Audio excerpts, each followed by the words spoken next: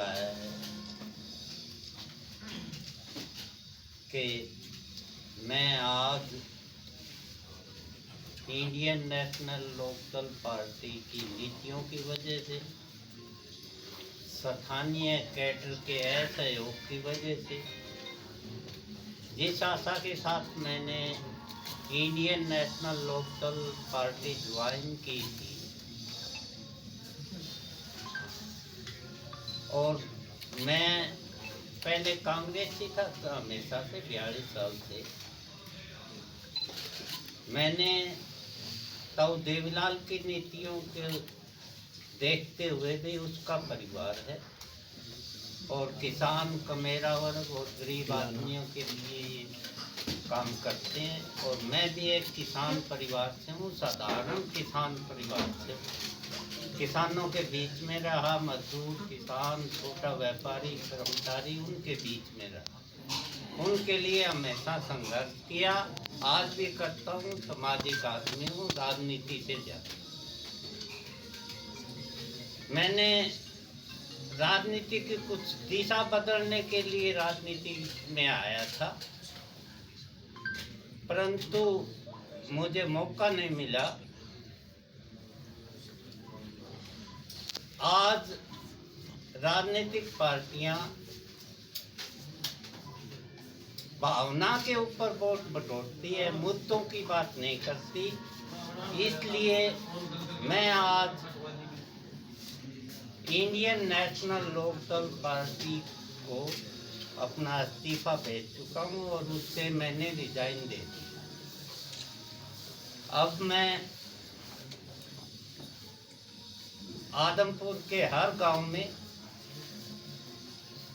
लोगों से रूबरू होऊंगा, हमारे हर गांव में जाऊंगा और गांव वालों से पूछूंगा कि आपको एक पूंजीपति जो आदमपुर पे कब्जा किए हुए है, जिससे उन मुद्दों से उसे कोई लेना देना नहीं है, भजनलाल की विरासत की वजह से आज तक वो जीतता आया है, लेकिन वो आज भजनलाल की विरासत को भी नहीं संभाल सका। भजनलाल जी तो आदमपुर से सारे हरियाणा की राजनीति करते थे, लेकिन ये कुलदीप और इसका परिवार व्यापारी आदमी है, अरबों खरबों का मालिक है, विदेशों में अपने व्यापार चलाता है, या भावना से खेल के वोट ले जाता है, यहाँ मुद्दे की कोई विकास का कार्य नहीं करता। आज स्कूलों में टीचर नहीं है, आज अस्पतालों में डॉक्टर नहीं है, आदमपुर के पूरे हल्के में आज स्कूलों की दुर्दशा है। बच्चे, किसान के बच्चे, मजदूर के बच्चे सरकारी स्कूलों में अध्यापक ना होने की वजह से प्राइवेट स्कूलों में अपने बच्चे पढ़ाने को मजबूर है और जिसकी आर्थिक स्थिति पहले ही किसान और मजदूर की कमज़ोर है, प्राइवेट संस्थाएं उनका शोषण करती है। आज सड़कें टूटी हुई है आदमपुर की, आज पीने का पानी नहीं है बहुत से गांवों में, आज खेती के योग्य पानी नहीं है। लेकिन कुलदीप बिश्नोई का इन बातों से कोई लेना देना नहीं, वोट ले गया, वोट लेने के बाद अपने व्यापार संभालता है, विदेशों में ज़्यादा रहता है, कभी जब चुनाव का समय आ जाता है उसके नज़दीक वापस हल्के में आ जाता है।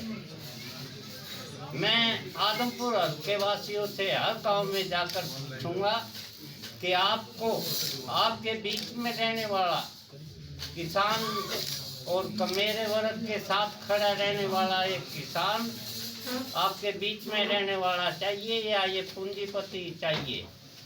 यहाँ दोनों, जयप्रकाश ने भी भावना, लोगों की भावना से वोट खिलवाड़ करके वोट लिया, वो भी बहुत बड़ा पूंजीपति था। वहाँ जात पात की राजनीति करके दोनों ने वोट लिया, जबकि मैं हमेशा मुद्दों की राजनीति पे बात करता हूँ। मुद्दे के लिए हर समय सड़कों पे भी रहता हूँ, सरकार से भी हल करवाता हूँ। जब सरकार के साथ रहा तब भी हल करवाए। मैंने चौधरी बंसीलाल जी का मैं शागिर्द हूँ। जब चौधरी बंसीलाल जी सत्ता में थे, मैंने आदमपुर पूरे हल्के में पीने के 17 गांव में पानी नहीं था, मैंने वाटर वर्क्स बनवाए चौधरी बंसीलाल जी को कह के।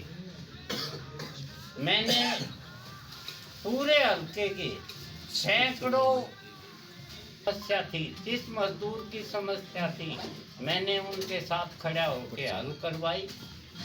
मैंने जब बीजेपी का राज आया, हमारे पूरे एरिया में पीने का आंदोलन द्वारा उन समस्याओं को हल करवाया। मैं कहीं भी स्कूल की समस्या हो, हॉस्पिटल की समस्या हो, किसान की समस्या हो, गरीब की समस्या हो, हमेशा उनके बीच में रहता हूँ। और आगे भी राजनीति से ज़्यादा मैं सामाजिक आदमी हूँ। आगे भी हल्के के लोगों से पूछूंगा कि इन ऐसे आदमियों का साथ दोगे या व्यवस्था बदलने का काम करोगे। और मुझे आशा है आने वाले समय में कुलदीप बिश्नोई जो भजनलाल की विरासत थी, उसके ऊपर लोगों को ठग के वोट लेता है। आने वाले समय में लोग कुलदीप बिश्नोई को हराने का काम करेंगे और स्वस्थ राजनीति के साथ जुड़ेंगे और स्वस्थ राजनीति के साथ वोट देंगे। मैं आज इंडियन नेशनल लोकदल पार्टी को अलविदा कह चुका हूँ। धन्यवाद। कोडाराम जी, आईएनएल छोड़ी और कमियां गिनवाई आपने बीजेपी और कांग्रेस की। आईएनएलडी छोड़ने के पीछे का कारण क्या रहा? सबसे बड़ा कारण था स्थानीय कैडर जो था। मैंने एक इसलिए आईएनएलडी ज्वाइन की थी कि मेरे को स्थानीय कैडर का साथ मिलेगा और स्थानीय कैडर अगर मेरे साथ होता तो मैं आदमपुर में जीतता। मैंने जो किसानों के या अपने खुद के बल पर चुनाव लड़ा, मैंने इसलिए इनसे चुनाव लड़ा था कि ये इनका कैडर मिलेगा और कैडर मिलेगा तो वोट मुझे मिलेंगे। लेकिन मुझे कोई साथ नहीं मिला क्योंकि मैं कांग्रेस में था। कांग्रेस जो मेरे साथी थे वो मेरे पास समय नहीं था, वापस कांग्रेस में रहे उनसे मैं संपर्क नहीं कर सका और इनका साथ मुझे मिला। दबे जवान में एक बात और निकल कर आई कि इस चुनावों में आईएनएलडी को पता था कि हार निश्चित है और बलि का बकरा जो है कोडाराम नंबरदार को बनाया गया। देखिए, आप भी बुद्धिजीवी वर्ग हैं, ये वास्तविकता है कि मैं आपको कह रहा, मेरे को स्थानीय कैडर का साथ नहीं मिला, इसी वजह से मेरी हार हुई। अगर स्थानीय कैडर मुझे पूरी तरह साथ देता और मेरे कंधे से कंधा मिलाकर चलता तो मैं निश्चित तौर से जीत। तो अभी कोई और पार्टी ज्वाइन करने का है आपका? देखो, मैं राजनीतिक आदमी हूँ।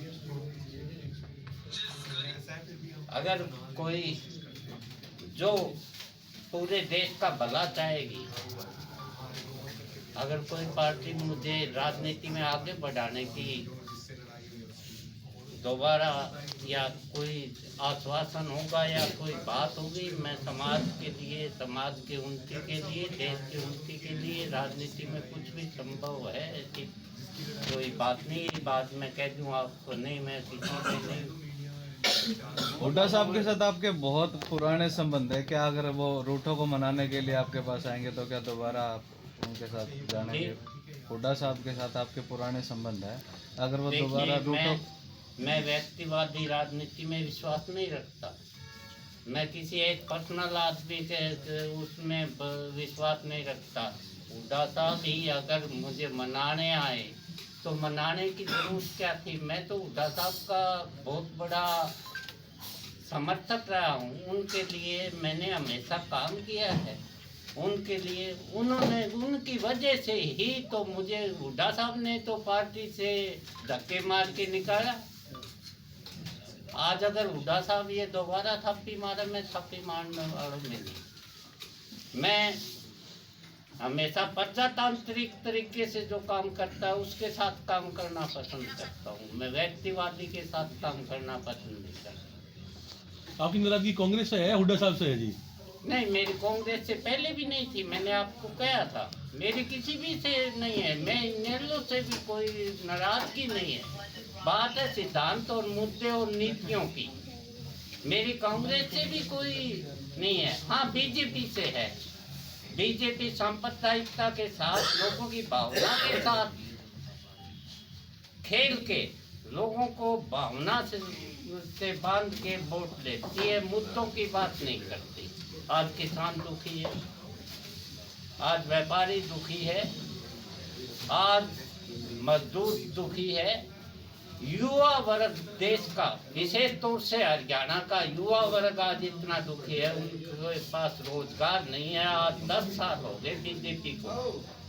युवा वर्ग को आज सड़कों के ऊपर है। वो युवा वर्ग एक नौकरी नहीं लगाया। कौशल के नाम से 5-4 महीने नौकरी करवाते हैं, फिर उनको निकाल देते हैं।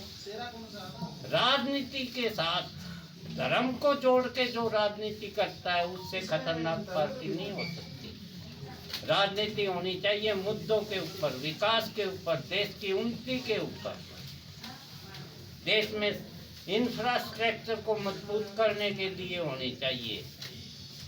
ठीक है, हम राम को मानते हैं, हिंदू हैं, बहुत बड़े हिंदू हैं। ये बीजेपी वाले तो प्रचार में हिंदू है। हम बहुत बड़े हिंदू हैं, राम को मानते हैं, हम हर ईश्वर को मानते हैं, लेकिन हम ईश्वर को मानते हैं। राजनीति को जोड़, धर्म के साथ जोड़ के, राजनीति में धर्म भावना के साथ जोड़ के वोट ले रहे हैं। ये विकास की बात नहीं करते, ये देश की उन्नति की बात नहीं करते। इनका आज़ादी के, हमारा जब देश गुलाम था, संघ, आज़ादी में संघ ने हिस्सा नहीं लिया, शायद आपको सारे देश को पता है। वो अंग्रेजों के समर्थक थे और हर पार्टी ने हिस्सा लिया, लेकिन आज वो सबसे बड़े राष्ट्रभक्त बनते हैं। तो मैं बीजेपी की इस नीति से खिलाफ हूँ कि वो धर्म की राजनीति करते हैं, धर्म को गुमराह करके लोगों को वोट देते हैं, भावना के साथ जोड़ के वोट देते हैं, न कि विकास की बात करके वोट देते हैं। आज किसान 18 महीने तक दिल्ली के चारों तरफ रोड पर बैठा रहा। इलेक्शन आ गए, उनके नाक में दम हो गया।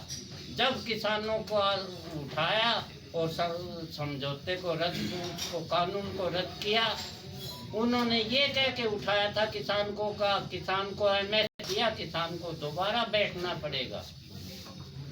तो बीजेपी की इन नीतियों से खिलाफ हूँ। बाकी मैं किसी पार्टी से खिलाफ नहीं हूँ, पार्टी की नीतियों से खिलाफ हूँ।